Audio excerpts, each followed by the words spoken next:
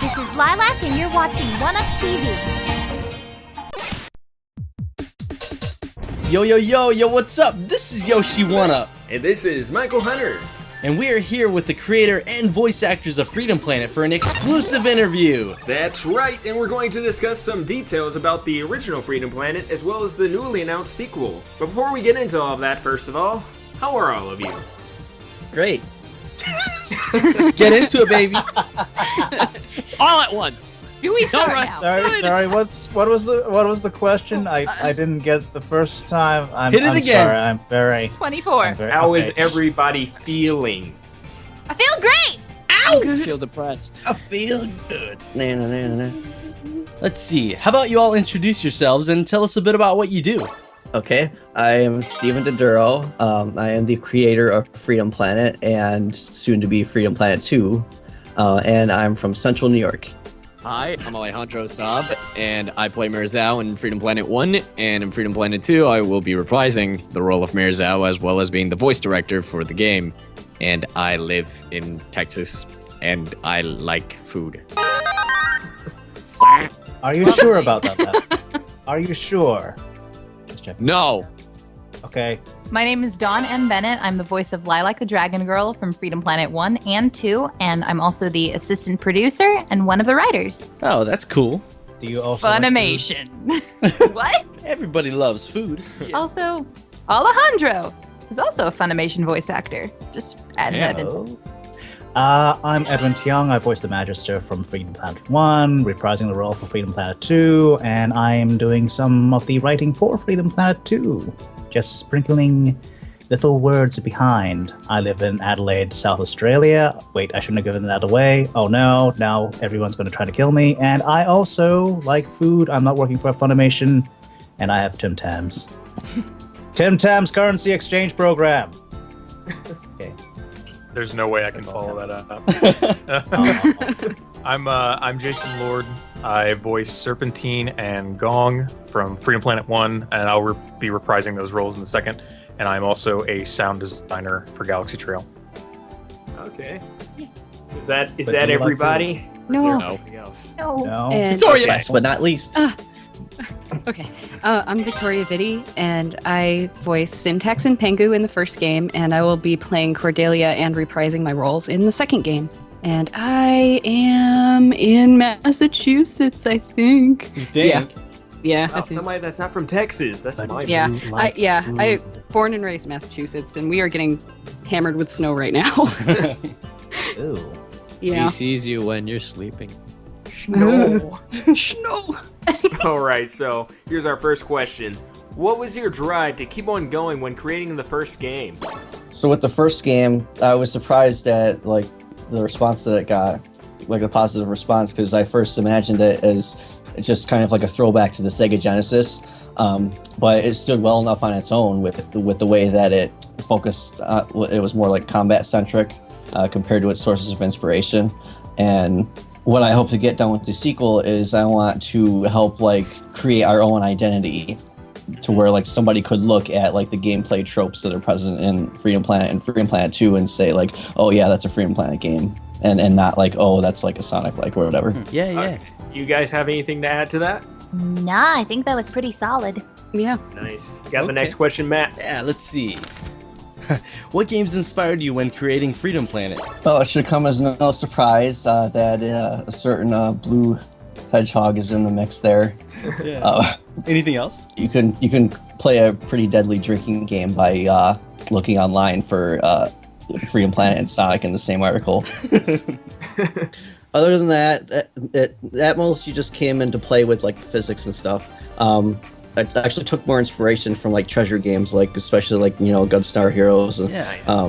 Nice. I love making big boss fights that are composed of a bunch of little sprites and stuff, and obviously some a little bit of Rocket Knight in there with Lilac's abilities. Basically, a lot of those Sega Genesis titles that were quote unquote blast processed. Yeah. Because now that I look back on it, I'd say the Genesis was a little bit less powerful than the Super Nintendo, but because of that, you saw a lot of developers pushing the console to its absolute limits, like Treasure especially. So it's within those limitations that you saw a lot of like creative and crazy things go on. And one of the things I really liked about Gunstar Heroes is like every time they would have a mech on the screen or something, they would use a lot of rotation, like a lot of the separate parts of a robot, for example, they would rotate in certain ways. What do you call that type of animation? Is that mode 7? No, mode 7 is when you have like a enlarge and yeah. I noticed a lot of that in Freedom Planet, and that really stood out to me. I don't know why, but I just love that type of stuff. Yeah, the way I like to think of it is that I'm animating with math. Okay. Because a lot of the big bosses, like the fight against the Robo Panther and Fortunite, they don't actually have a lot of frames of animation, like within the pieces of the robot. But the fact that you have all these static pieces that are like moving and rotating, you end up with a very fluidly animated looking boss. So how big was the team that created the original Freedom Planet, and how much has it expanded for the sequel? The original team was probably around like 15 people or so. 10 of them were voice actors. You know, I had like a few like artists outside of the core team who I commissioned to do like promo art, but then there were like 3 people who did the base engine that I worked from. And then we had around 3 pixel artists and a sound designer and 2 composers. So it was a pretty decently sized team. This time around, it isn't going to be too much bigger. I think we're up to 15 voice actors. And then in addition to that, we have an actual writing staff this time instead of just me doing most of it. So we're keeping it at a manageable size. Okay, so who was behind the animation of that trailer that you guys released on Christmas for the sequel? That amazing piece of work was animated by Daniel Taylor. People online might know him better as Dan Cyron. This was his first animation work for a commercial project, so he was pretty psyched about that, and we loved working with him. And the sound was done by Akash the Car. He is doing the sound work for Hyper Light Drifter right now, and he did a few of the sound effects for the first game. So for the sequel's trailer, he helped us do like the atmospheric sounds like the rain and the dragon roar and stuff. Okay. So do you guys have anything else to add to that? I do actually. I think one significant difference that we have from the last game is we're going to be recording at Okratron Studios here in Texas. Oh, wow. As opposed to most of our actors had to record from their own home setup. So one of our new voice actors, Christopher Sabat, you guys might know him as Vegeta and Piccolo from Dragon Ball Z, had offered his studio to us because he was like, hey, you guys want to, come record here, like try and get everyone out here as much as you can. And everything's going to be a lot more balanced. They're going to do all the mixing as well. Wow. So they actually did the mixing for the trailer. Oh, wow. Sweet. Yes, it's a taste of what's to come. That is awesome. Yeah, that was one of my few regrets about the first game is that we weren't able to figure out a good way of dealing with the quality inconsistencies between everyone's microphones. The thought of going through and equalizing everything was just a little bit too daunting at the time because we had our deadline approaching. But thankfully, it worked out, and people who enjoyed the storyline are generally okay with it. So, but it won't be a problem for the sequel. Okay. Was it difficult finding the right cast members to voice your characters? Nope. How'd you do it? But, Tell me. But for Freedom Planet 1, it was a little bit more difficult because I had to go online and put out auditions for the parts, and that was back when this was originally just going to be a little flash project I did in my spare time. So we didn't have a lot of decent artwork, so I had to whip up some quick sketches and stuff. And I went online to a voice acting pro boards forum and just posted the audition there, and they got a lot more traffic than I expected. I think I got 100 auditions for the characters. Oh, wow. But I picked the best ones from there, and that was the beginning of it. For the sequel, it was a little less daunting because most of the characters are reprised from the first game. But for the new cast members, my assistant producer, Dawn, helped me find people to perform the auditions for the new characters. So that's how that happened. And I'm really excited to see what they can do. Sorry, I totally almost interrupted you. My bad. It's okay. Well, and the good part was that I was actually approached by a lot of our actors, Morgan actually asked, hey, are you guys going to do a sequel? Josh Greeley, who plays Captain Kalau, actually asked us at our first convention, Florida SuperCon. And so we kept that in mind for a long time. Like a lot of our new cast members actually asked us beforehand. They were like, hey, I would love to be involved in that if you guys do a sequel. And I'm like, let's keep that in mind because I'm glad you're interested. That'll work. Oh yeah. I actually just thought about something I didn't think about before, but I do recall that when we did the auditions for the first game, I didn't just try out for the characters that I had now. I tried out for a couple of them. So I thought it might be fun just to like, did any of you guys actually try out for any other characters? I Because did. I actually have a funny story about that. Like I did. Go on. Practically all of the male voice actors try out for Spade. Yeah. Yeah. I did Serpentine, Spade, and Brevin. I actually tried out for all three of those, but then Serp is the one that I stuck with. I have a funny story about that. I remember, I think at the time I had only auditioned for Spade because it was the three girls and then Spade. Those were the first rounds, I think. And I had auditioned for him, and I remember getting an email from Steven saying, oh, as of right now, you're Spade. Like, I remember, and I got really happy because I had just started out voice acting. And I'm like, yes, I already booked a role. Yeah. And then like a week later, I see that our buddy Sean got it, and I'm like, crud, I didn't get it. Shit. And then he messages me saying, yeah, I'm really sorry, but I'm going to have another round. And then I saw Mary Zhao, and I'm like, well, I don't know why I'm thinking Invader Zim, so let's do it. I think I was... Everyone else had already gotten their parts when I auditioned. I think Syntax was the last person that you cast, right? Yeah, she was a late character. It was either I got it or not.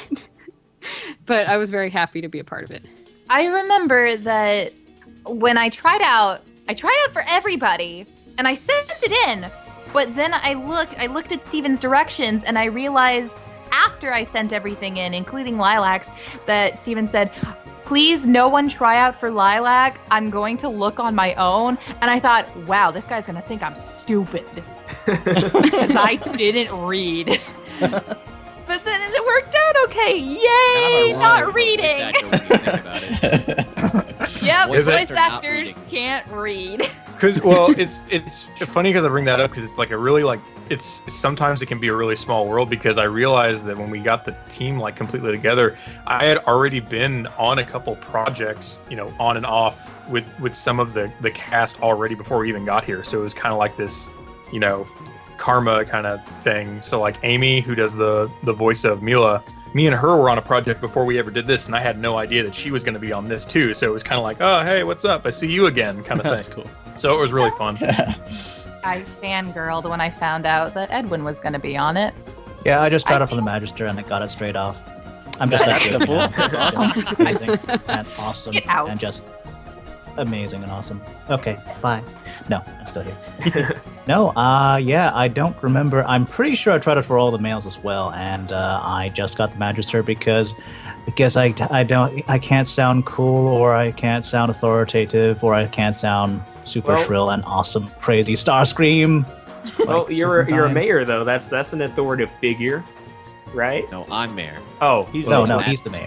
The lighting is popping up different. No. That's a different. I love how Alejandro like took that person. He's like, no, I'm mayor. Yeah, Me. I'm the mayor.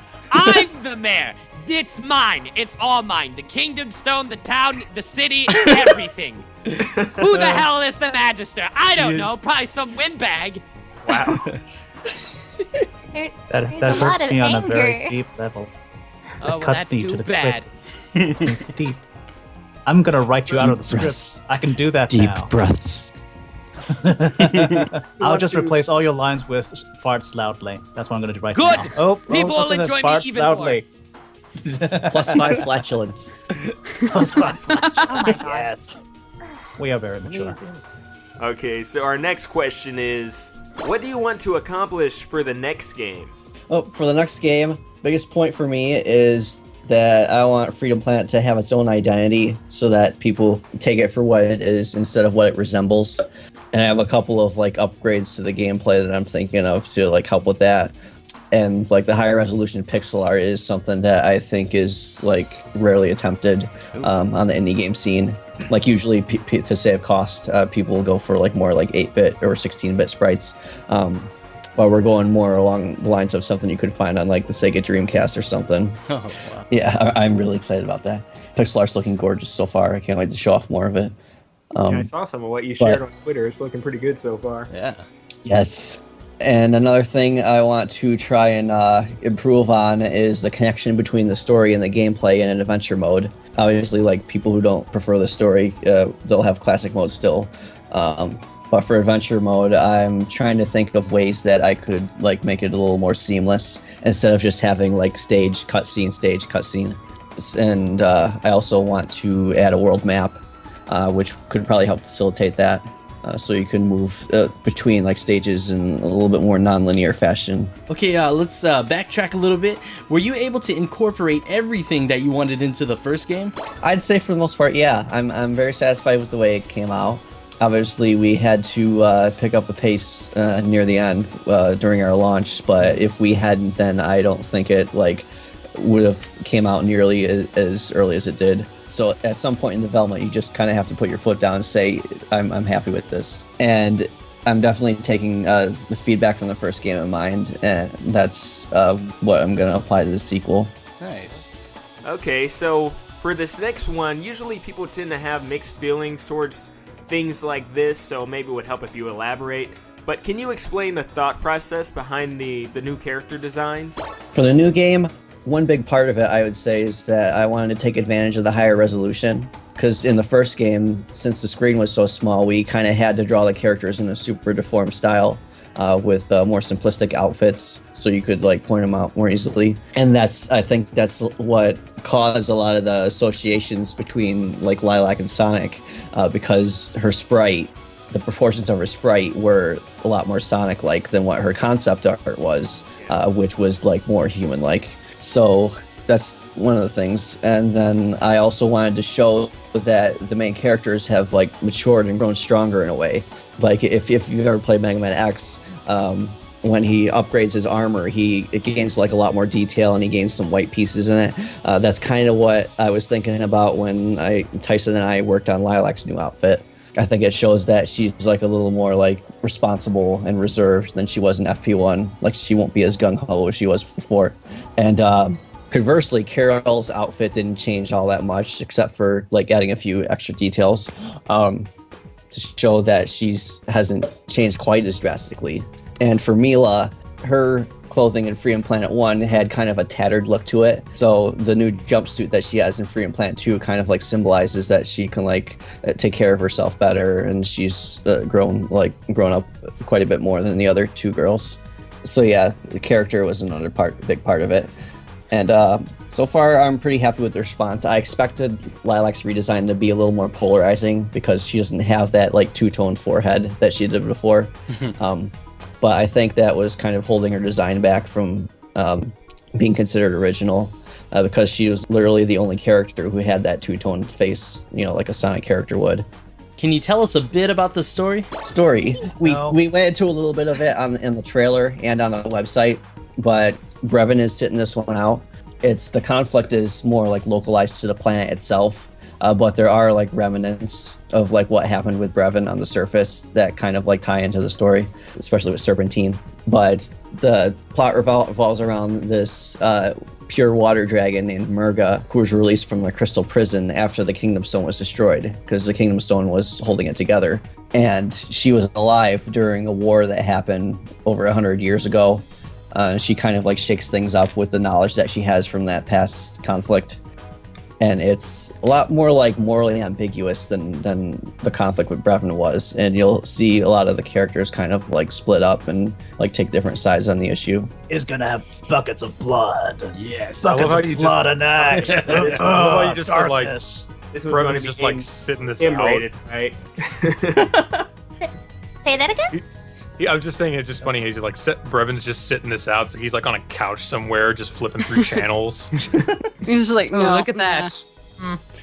No. Yeah. He's training up. He's gonna, when he comes back for FP3, he's gonna come back with 2 knives. 2. Nice. Aw. Oh my god. I was gonna say, Oh. he's gonna look ripped. Like his eyebrows are gonna look so ripped. It's like he went to Ah. prison and then this is the comeback. He went to Yeah, space his eyebrows will be all like white. prison. He went to space prison and then came out a changed man. Space prison. Space prison. Because Torque put him there with the space police and with space handcuffs and a space police baton. Oh, Space wow. police Like beatings. Space I don't- vengeance. I don't know. I don't know. Any. Space vengeance. There we go. Can I say a thingamabob? Sure, you can say Yeah. it. Bob. Yeah. Well, another thing about the story is that it's very Filipino influenced. Like, Pretty much all our new characters have a lot of Filipino influence. You've got Murga and the giant dragon thing that you see in the trailer is based off a Filipino legend. I noticed that. Yeah. Who noticed that? You I noticed did. that? Ah! Oh, I'm so happy. I am half Um, Filipino. Bro, me too. Ah! Oh my god. Good. Welcome to the Half Filipino podcast. We did it. Best friends forever. Hey. But yeah. So I know wait. a Filipino. me. Me? That's all. That's I know Oh, that. those two guys. That Yeah, We all know and- a Filipino. Yes. There we yes, go. you do. Yeah. wait, We're good. Steven, we already said what the thing is called, right? We did not. Okay. Never mind. Oh, I don't know. Oh. just thingamabob. Oh. Oh. That- Yeah, Murga's Spoilers. like. What a tease! Uh-oh. In Uh-oh. that case, It's in not- that we case, said it on the moving website. Right along. Oh, we did. Oh, we did say it on the website. Okay. Sorry.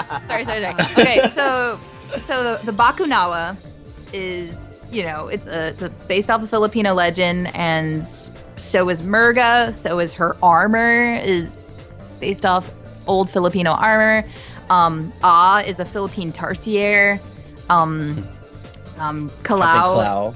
Captain Kalau is Rufius Hornbill. Escal is an Escal.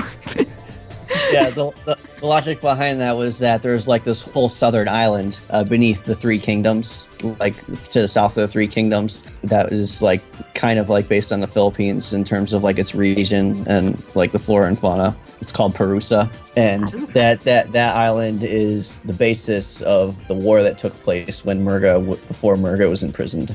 Yep. Okay. So, yeah. So can you tell us anything about the new characters or gameplay features you have planned? All right, gameplay awesome. features. I want the core gameplay to remain the same because like Y-Fix wasn't broken, and then adventure and classic mode are coming back, obviously. I want to handle difficulty in a little bit different way, instead of like doing like the easy, medium, hard, which kind of has its own like stereotypes to where like if you are forced to like go down to easy mode, a lot of players aren't willing to do that because they'll think that they're kind of like giving up. So instead of that, I want like more of a fluid kind of difficulty customization to where like during the game you can like purchase like different buffs for your character that make the stages easier in different ways. Like if you're fighting a really hard fire boss that you can't beat, you could like get yourself a buff that gives you a fire shield and then turn the tide of the battle that way. Little stuff like that. And then another one of the things I want to explore is kind of like a revival mechanic to where if you get knocked down during a stage, you can spend one of your lives on the spot to get back up, but you'd only get back up with like a sliver of life remaining. So it's only really good if you like died to a boss just before you killed them. So I think that could prevent a lot of frustration with like speedrunning and stuff. And then I also want to add kind of like a parry system to where you have like, you can press a button and then your character does like a split-second dodge. Oh, nice. So you can like avoid attacks if you time it just right. Because some of the comments I got in the first game are that Lilac and Carol, they can only really avoid some attacks if they're in the middle of dragon boosting or wild kicking, which renders them invincible. So the parrying gives them another option for invincibility. Sweet. So how far is the development for Freedom Planet 2? Right now, we are just putting the engine together. Lilac is complete. I haven't programmed any other characters in yet, but I'm looking at probably another month or two before the other two characters are in, and then I can start focusing on creating stages other than the test stage. the test stage I have right now will eventually become the third stage, which is kind of like a bird museum. Ah. But soon enough, I'll have enough. I don't want to put any gameplay videos out there yet until I have like something that looks mostly complete. So that's why you haven't seen like any videos or screenshots yet, except for what I posted on launch. Okay. All right, so here's one that I'm sure everybody wants to know. Do you have any plans for what platforms that you're going to release the sequel on? I'm gonna shoot for the same as the first game. PC, Mac, Linux, Steam get priority, since that's the easiest to develop for. And then depending on whether or not Nintendo's come out with the NX console, I would shoot for either Wii U or NX. Here's a good one. What do you say to those who don't believe Lilac is a real dragon? You're not wrong, but I'm gonna stop myself there in case it's spoilers. Spoilers! Dawn, do you have anything to say about that? Well, you gotta just look at him. What? Hey, let me talk for a second. Have you guys looked at Pokemon and some of their dragons? Yes. Altaria is not a dragon. Are you a magic Tell me card? why Charizard I guess I isn't should a ask. dragon. I guess I Why should is ask. Charizard a dragon? I don't know. That bothers me. I guess I should ask. What does Lilac think about this problem? Lilac thinks this is stupid. Lilac thinks you shouldn't question. Why are you talking in the third person? Lilac does whatever Lilac wants to do. I think Lilac is stupid. Lilac said a little too much pedal juice. A little too much pedal juice. But seriously, look at Pokemon. Just look at it. Just Altaria is a dragon. That gooey gumdrop pile of whatever it is. Goomy.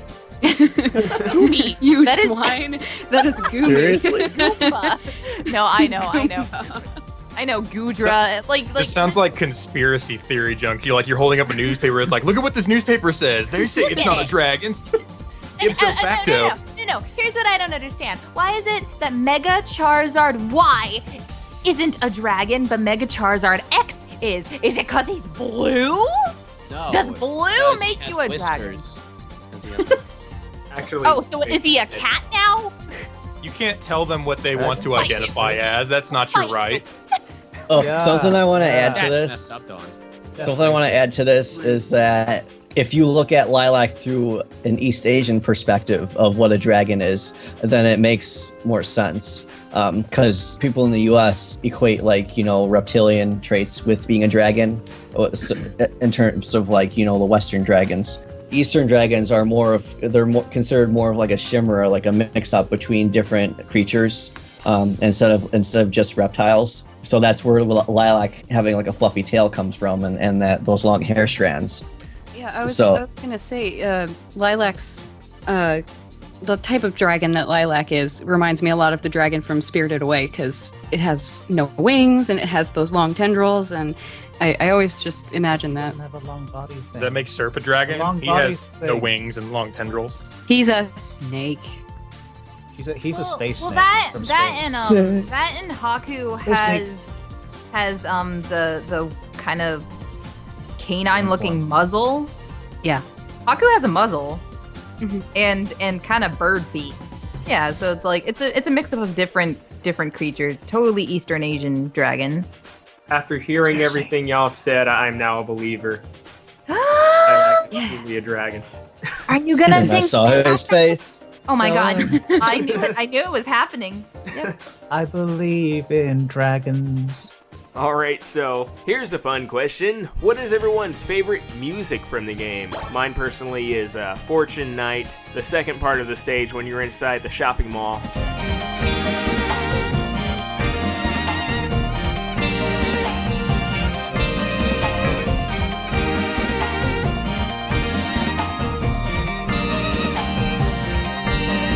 That one just always gets stuck in my head and is just overall amazing, so I'll tell you, mine's the title screen.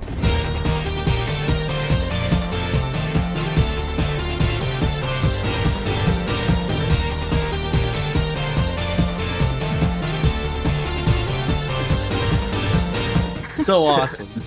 In terms of ones that I go back to, I would probably say the final boss theme, Revan 3.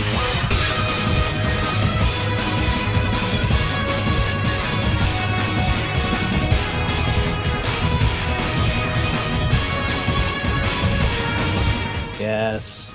Freedom Yes. Planet 2 trailer. Yeah, and I have a soft spot for Jade Creek's 2 tracks as well. Oh, yeah, didn't you work on some of the music as well yourself? Yes. Woofle and I were a pair. Like I did like the original like melodies for the songs, and then she would fill them in with like all the details and stuff. Huh. What about everybody else's favorite music? I already said it. Freedom Planet 2 trailer.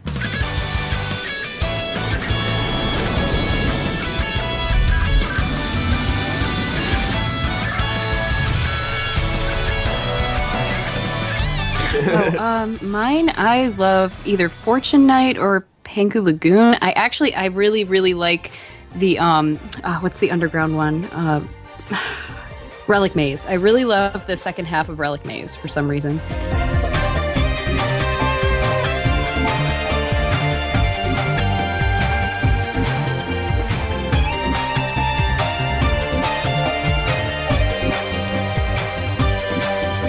Oh, that's a good one. Mm-hmm. Yes. I really like, because I listen to the soundtrack a lot because it's in my car, so I can listen to it a lot when I'm going from place to place. And the track I usually go back to is the second track for Thermal Bass.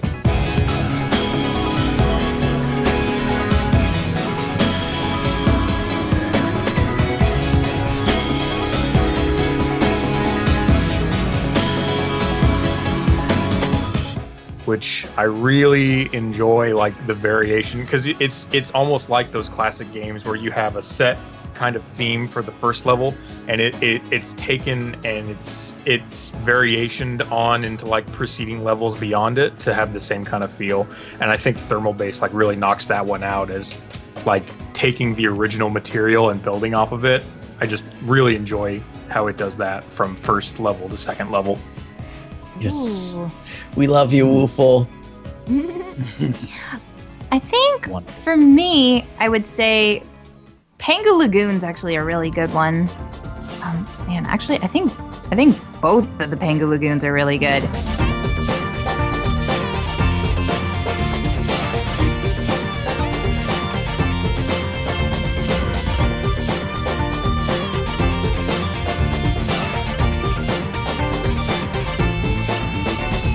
But Kagi took mine. I really did like the Freedom Planet 2 trailer. Sucker. Which Yeah, that actually turned out really well. Actually, I don't think we mentioned this. The Freedom Planet 2 trailer was composed by Falk. Oh my goodness! Yes. I listened to that. Like I listened to that. That's the Sonic before and after the sequel guy, right? Yeah. Yeah, I listen to that soundtrack all the time in my car. He is great. Victoria and I went to great. school with him. He's a good guy. He's silly. He's very silly. But yeah, Was that everyone? I think so. No. I'm sorry. Yes. No. Go on. I like food. I also like I'm food. hungry now. Thank you. Wait. Oh, You're great. talking about Are we food all now? going to go get food? Are we all going to get food? We got water, No. and now we're gonna get It's food. interesting you're talking about food because of our next question. Yeah, that's our next question. But Are you I'll kidding? tell yeah, that's weird. Yeah, but our well, I'll tell you this. I like the title screen music, and the other song I liked is "The Chase." That's a good one, and we'll have it play right now while I'm asking the question. What's your favorite food? White rice. Oh god. Oh god. Oh god. This is too much pressure. No, white rice. No, get out of here. White rice. I'm answering for me. I- I don't care about you. White rice. That's half racist. Man. I like me some burgers and fries. I'm very American. White rice. This is my You don't even American live stuff. here. We're in Australia. White rice. I'm trying to live here. I don't know. Why He must doesn't you be even so go rude to here. me, John? White You're not Oh. trying hard enough. I would say my favorite food of all time is probably crab. I love crab. I love it so much. How do you get crab so far inland, though, in Texas? Because I guess do you what I guys get- want. Damn. Oh, okay. I do what all I right. want, Edwin. We Okay, had some all when right. it came to PAX East all together in the past. Yes, we had some there in Boston. Ah. It was delicious. No, like Wow. we have crab places here. They're pretty good. But But so far inland, though. I don't know. I guess I've always lived in coastal cities, so our seafood is fresh. So I've never, considered what would happen if I go inland. Oh my god, I would never get seafood again. Oh my god, no seafood. Oh my god, what a horrible reality that would be. well, Edwin, you know Natalie, right? Natalie Hoover. Yes. You know Natalie? Yeah. She tried it here, and she said it was actually pretty good, even though it's inland. Okay. Ah, So if you don't trust me, believe in Natalie.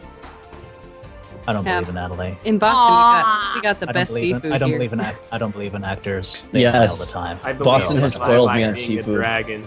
Yeah, I've always been on seafood. I live like so close to Boston. We have the best seafood here. But I love lobster rolls, and I'm a really, really Italian person. My family's very Italian, so I just like good old fashioned like mozzarella and tomato and basil sandwiches and Oh, so Meatball. good. I'm meatballs. half My dad My makes Italian. the grandma best makes the stromboli best ever. Pretty much meatballs. like all Mexican and Italian. It's amazing. I'm hungry. I'm sorry. Yeah. Like Steven, in did you- term, Did Sorry. Steven mention his favorite? Did you? Favorites. Drink wise, I would go with strawberry banana smoothies. Ooh. In terms of food, I'm guessing potatoes. Potatoes. Yeah. Potatoes. I have potatoes with almost everything. Like fries, chips, mashed, oil and mashed them, stick them in stew. I've never heard that answer before to that question. Potatoes. I'm hungry. Potatoes is a food that goes with anything. That's why it's so great. It's the perfect. rice. It's nature's perfect food. Well, rice is always rice, but potatoes. I mean, come on. Cheese can go with it. Oh, white rice, sure. Oh, white rice. in chocolate. White Potatoes. potatoes. White rice. Lasagna. Oh, Pasta. yeah. Oh my god. We're just gonna keep saying food names until we all just go and go. You know what? We're all gonna eat now. Tiramisu. Yeah, I was actually about to say, all right, I'm leaving. I'm gonna go eat. Grilled cheese. Grilled cheese sandwich. Oh, with a yeah. side of Tim tomato soup. Tams. Tim Tams. Just a golden Club on potato bread. toast. Who's eating? Cheese Someone's eating. dripping off your sandwich. Oh my god. Making See you guys. We're gonna eat when we meet up. making hungry and stuff. Maybe we shouldn't have asked that question because I haven't eaten in a while. Is that everyone? We're missing I someone. think so. Was that everyone? Jason has an answer. Coffee. That's not a Coffee. food. Good That's answer. not a food. Good Coffee answer. beans? Coffee. He eats coffee beans. What do you eat? I don't even know, man. I literally say coffee because I consume so much coffee. It's almost like I don't actually eat anything. Good answer. I can run just off coffee. It's so weird. Because you could ask the guys. All the conventions we go to, I'm always taking coffee breaks because I just Yeah. Up to an IV. It's like Not they're nice. saying all the PAXs are in like cities with like a Starbucks on every block. yeah. I Yeah. mean, it's like we go to the hotels and I make pretty good use of those coffee makers that they have in the hotels. So. My I love question their is, do you chocolate take chip cookie breaks? lattes. I guess if I had to pinpoint like a specific favorite food, God, I really like broccoli, man. Like steamed veggies or like Yes. Oh, yeah. like the same way Steve can do like potatoes with anything. I can eat anything as long as it's got like a side of veggies with it. So White rice. Broccoli is like my hands down favorite veggie. it's awesome. Yes. Especially if you boil it. Oh, boil it. Put in some sinigang soup. Yeah, boil it, drain it. Oh my stick god. some- Sinigang soup. Yeah. I got you, man. I got you. Okay, so here's one of our final questions. Are you guys ready for this one? Yeah. All right, so this first one, I guess it would be directed more towards Steven and Don, and then the next one after that is more for all the voice actors. So here's the question. Do you have any advice for those who are looking to pursue a career in game design? Actually, Okay. this is more for Steven because I don't design games. Well, you helped, so. I helped. Well, she's more on like the production side, you know, like getting people together and keeping things on schedule. Okay. I made an RPG Maker map once, so I feel like I'm can answer this question. Just no. Go ahead. All right, advice. First thing I want to say is that the game industry is very volatile, so I wouldn't put your cards down on any one thing, and like definitely don't like be an investor, because like indie successes, you know, like Undertale, they come completely out of nowhere and like nobody expects them to be like mega hits. So first thing I want to suggest is that if you're not in this because like you love making games and you like have a passion, or like you have like a vision for a type of game you want to get out there, I would say to like, you might want to have second thoughts about it. Like if you're in it just for the money, for example. So it's definitely a very like passion-based profession. And then the next thing you want to do is, college education helps, but a degree isn't necessary. I've never found a use for my computer science degree, but I feel like the techniques that I learned from my programming classes have helped me, like on the business side of things and especially on the programming side of things. Also start small, like don't go in expecting to make like a big RPG or even like something like Freedom Planet, because there's a lot of technical expertise that's required for between like the physics and stuff. Start small, and then you'll be surprised how quickly you get better at it and how quickly you can make more complex projects. Game jams are a pretty good place to start, because then you can get an idea of like what it's like to work in a team versus working by yourself, and like what really goes into like throwing out a quick idea for a game. Other than that, I'd just say practice. So you ready to take the last question, Matt? Yes. Oh my god. Okay. Do you have any advice for those looking to pursue a career in voiceover? Here we go. No. Just quit right now. No. Sorry. Drop No. everything No. you're doing, move to Texas or California or New York, and just say, I'm here, hire me. And that is how you get blacklisted. Don't do that. Don't do it. Okay. Alternatively, cry a lot. Just, you know, sit in your bedroom alone at 2 a.m. in the morning crying. Find all the You'll team be sure to members get a on voiceover a specific team and email them all personally. that will help. No. Oh God, no. Okay. This is what we call That- sarcasm, people. Oh God. No, but for real though, like, Real talk. make sure that it's what you want to do.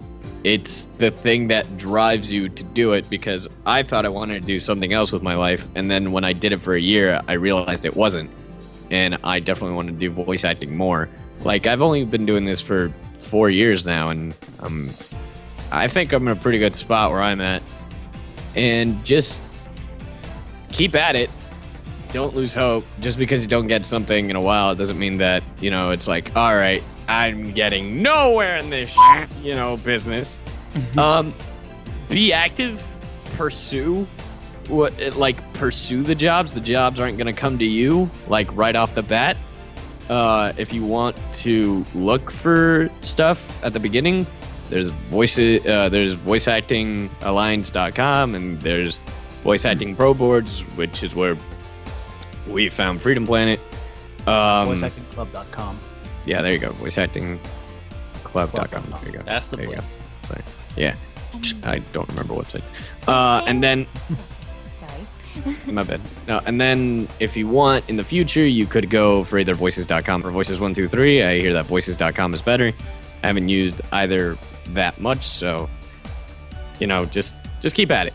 That's all I'm saying. Take workshops. Take classes. Take classes.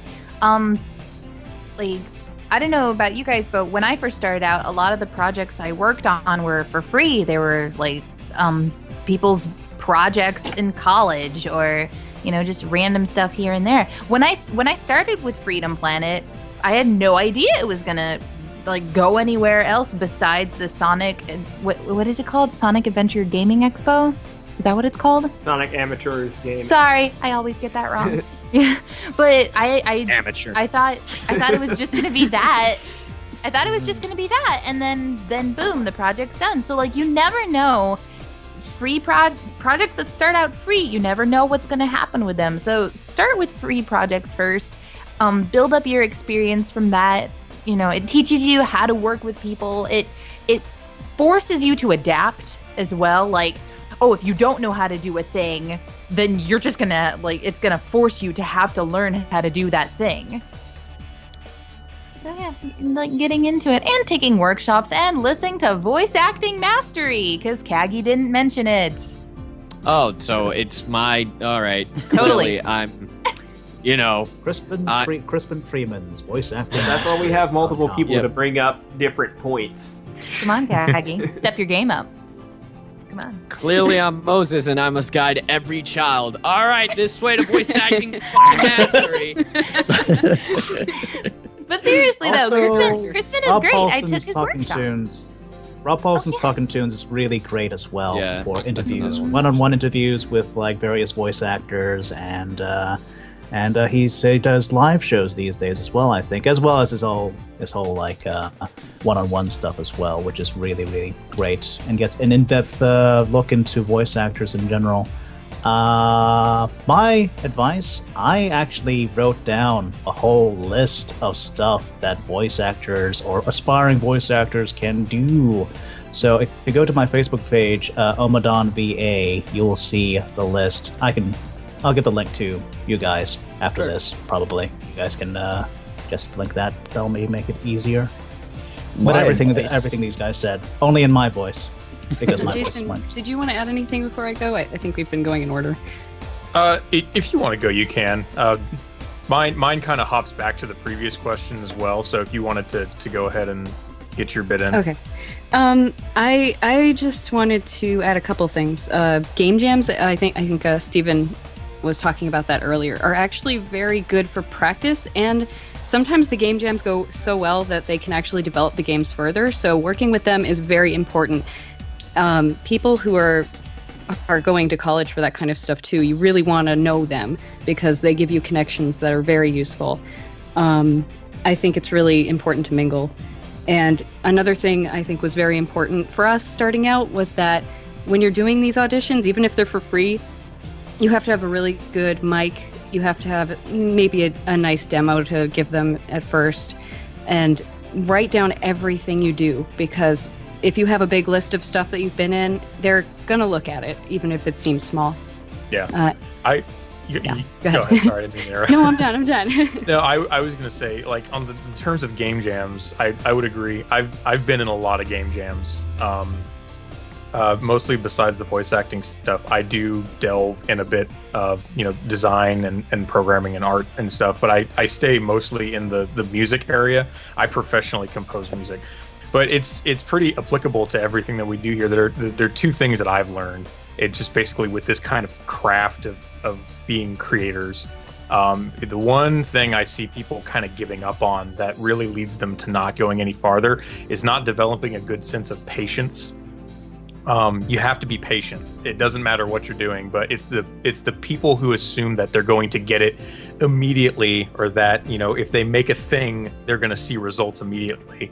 And you have to get past that first hurdle, because most often things don't happen right with the snap of the finger or anything like that. You got to be diligent, and you have to build this discipline of patience for things. And then I think the other thing is you have to stay flexible as well. It goes in the same vein as what Victoria says. Like, yeah, every person has the best intent and they want to do the best they can. But if you're honest with yourself and you want to be a professional voice actor, that means you have to have professional equipment.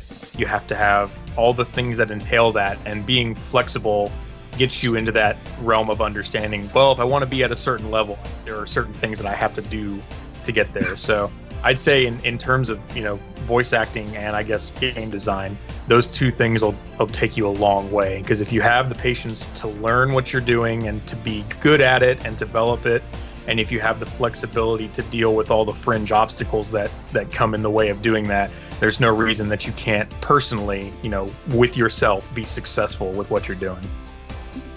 Yeah, talking about the patience part, just to put in perspective, I've been doing this for 15 years or so, and so just put that whole thing into perspective. I've been in a lot of projects, and Freedom Planet 2 will be my latest project. So, yeah. Nice. Yeah, that's one thing. A lot of us, we didn't just start like a year ago or something. Like we've been working on this for a while. So for was it y'all's very first thing ever? What?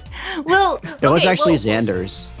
Freedom Planet was my first commercial thing ever, but now, as of now, since then, like all of us have done like a bunch of other stuff since then, and we'll have people come up to us and be like, "Hey, how do I get into video games? How do I get into anime? How do I get an in?"